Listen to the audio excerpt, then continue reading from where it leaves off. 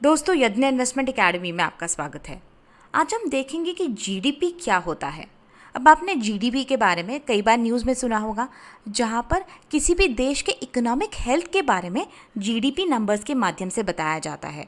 तो आइए देखें जीडीपी नंबर्स से आप क्या समझ सकते हैं और जीडीपी को किस तरीके से कैलकुलेट किया जाता है। जीडीपी यानी ग्रॉस डोमेस्टिक प्रोडक्ट। इसका मतलब है देश में हर साल प्रोड्यूस होने वाले सारे फाइनल गुड्स और सर्विसेज की मिलाकर जो कीमत होती है वो जीडीपी होती है।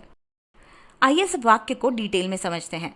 सारे फाइनल गुड्स और सर्विसेज यानी कि सारे गुड्स और सर्विसेज जैसे कि स्मार्टफोन्स, कार, कॉलेज की पढ़ाई, स्टील, सेब, म्यूजिक डाउनलोड इत्यादि, ये सारे के सारे गुड्स और सर्विसेज की कीमत मिलाकर जीडीपी की वैल्यू बनती है। और जीडीपी में सिर्फ उन गुड्स और सर्विसेज को इंक्लूड किया जाता है जो उस देश में बने हों, यानी इंपोर्ट्स को इंक्लूड किया नहीं जाता। उदाहरण के तौर पर मान लीजिए कोई कार इंडिया में बनती है और लंदन में एक्सपोर्ट होती है, तो उस कार की कीमत जीडीपी में इंक्लूडेड होगी। मगर यदि कोई ड्रेस लंदन में बनता है और इंडिया में बेचा जाता है तो ऐसे ड्रेस की कीमत जीडीपी में इंक्लूडेड नहीं होगी। हर साल का प्रोड्यूस यानी जीडीपी जिस साल का आप कैलकुलेट कर रहे हैं, उस साल में जो प्रोडक्ट्स प्रोड्यूस हुए हैं सिर्फ उन्हीं प्रोडक्ट्स को जीडीपी कैलकुलेशन में इंक्लूड किया जाएगा। उदाहरण के तौर पर मान लीजिए किसी एक साल में एक मोबाइल प्रोड्यूस हुआ और 5,000 रुपये में उसी साल में बेचा गया, तो ये 5,000 रुपये जीडीपी कैलकुलेशन में उस साल के इंक्लूड किए जाएंगे। मगर यदि वही मोबाइल अगले साल सेकेंड हैंड के तौर पर बेचा जाता है तो इस सेकेंड हैंड मोबाइल की कीमत जीडीपी के कैलकुलेशन में इंक्लूड नहीं की जाएगी। यानी यहाँ पर सेकेंड हैंड प्रोडक्ट्स की वैल्यू जीडीपी में इंक्लूड नहीं की जाती। अगली महत्वपूर्ण बात यह है कि जीडीपी कैलकुलेशन में सिर्फ फाइनल गुड्स को गिना जाता है। अब फाइनल गुड्स में फिनिश्ड गुड्स और कैपिटल गुड्स आते हैं। फिनिश्ड गुड्स यानी कि ऐसे गुड्स जो आप सीधे इस्तेमाल करते हैं। उदाहरण के तौर पर मान लीजिए आपने कोई टी शर्ट खरीदा सीधे अपने इस्तेमाल के लिए, तो उसे फिनिश्ड गुड कहा जाता है। मगर कॉटन यार्न जो इस फिनिश्ड गुड को तैयार करने में इस्तेमाल हुआ, उसे इंटरमीडिएट गुड कहा जाता है और इंटरमीडिएट गुड्स जीडीपी कैलकुलेशन में इंक्लूडेड नहीं होते। कुछ ऐसे भी गुड्स होते हैं जिन्हें कैपिटल गुड्स कहा जाता है, जो फिनिश्ड गुड्स को बनाने में मदद करते हैं।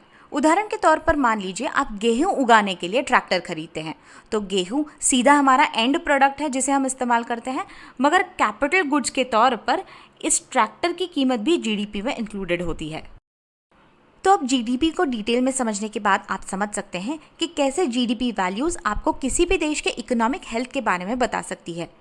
आइए अब देखें कि जीडीपी किस तरीके से कैलकुलेट होती है। जीडीपी कैलकुलेशन के दो तरीके हैं। पहला है इनकम अप्रोच। इनकम अप्रोच में एक इकोनॉमी के सारे प्रोडक्शन फैक्टर्स से आने वाली इनकम को इंक्लूड किया जाता है। अब ये 4 प्रोडक्शन फैक्टर्स कौन से हैं? पहला है लेबर, फिर लैंड, कैपिटल और मैनेजमेंट। लेबर को तनख्वाह मिलती है, लैंड पर आपको रेंट मिलता है, कैपिटल पर आपको इंटरेस्ट मिलता है और मैनेजमेंट प्रॉफिट्स कमाती है। तो इन सारे इनकम को मिलाकर आपको नेशनल इनकम मिलती है और यही नेट नेशनल इनकम कैलकुलेट करने का फॉर्मूला है। Wages plus rent plus interest plus profits.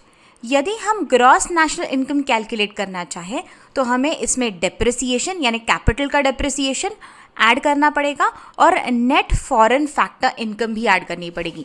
Net foreign factor income यानी इनकम जो इस देश से बाकी की दुनिया ने कमाई माइनस इनकम जो इस देश ने बाकी की दुनिया से कमाई।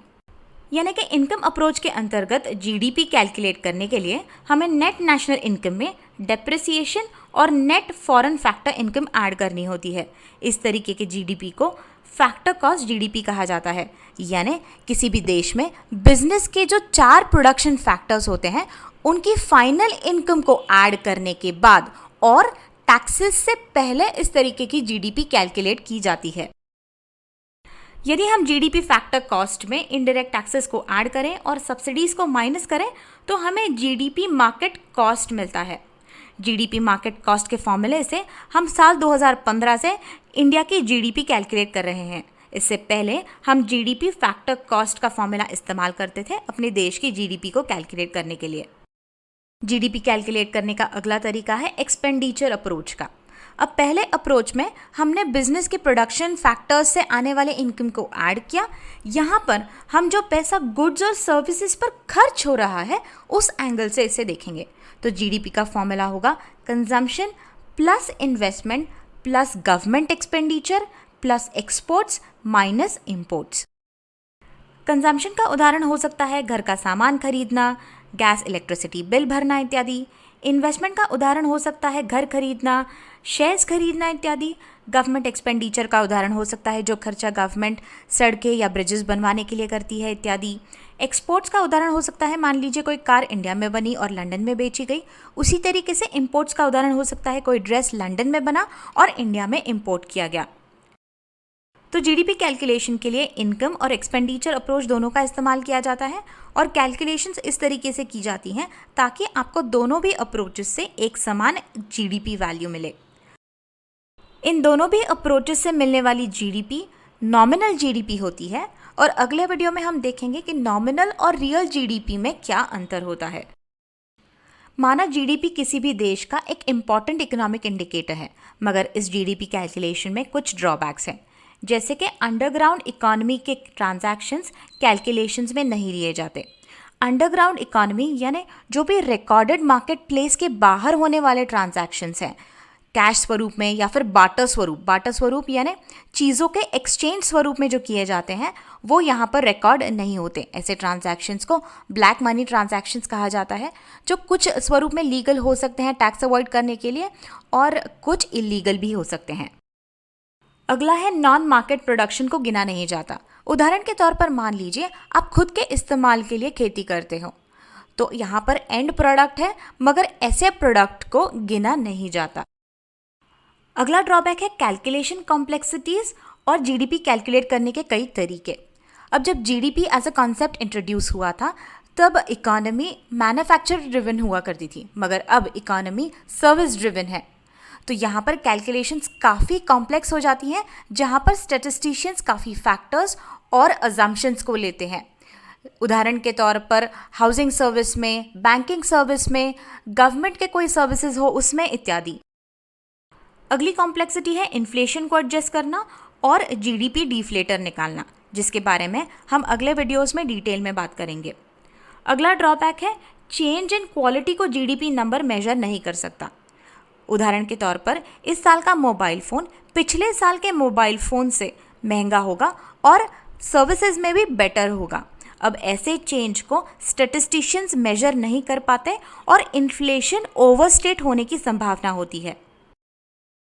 इन सारे ड्रॉबैक्स के बावजूद जीडीपी नंबर किसी भी देश का एक इम्पॉर्टेंट इकोनॉमिक इंडिकेटर है। तो दोस्तों आज इस वीडियो में बस इतना ही। आशा करते हैं ये वीडियो आपके लिए यूज़फुल रहा हो। इसे देखने का शुक्रिया। ऐसे ही कुछ और टॉपिक्स के बारे में जानने के लिए हमारा चैनल देखते रहें। यदि आपके कोई सवाल हो तो नीचे कमेंट सेक्शन में हमें पूछ सकते हैं और यदि आपको हमारा चैनल अच्छा लगता हो तो सब्सक्राइब करना ना भूलें। सब्सक्रिप्शन बिल्कुल फ्री है। हमारे वीडियोज़ ज़रूर शेयर करें। जाने से पहले आपको बता दें कि यज्ञ इन्वेस्टमेंट एकेडमी की पहली बुक, जो कि है 108 questions and answers on mutual funds and SIP, आप अमेजॉन, फ्लिपकार्ट इत्यादि पर खरीद सकते हैं और इस बुक को खरीदने का लिंक इस वीडियो के डिस्क्रिप्शन में भी दिया गया है। तो मिलते हैं अगले वीडियो में, तब तक हैप्पी इन्वेस्टिंग।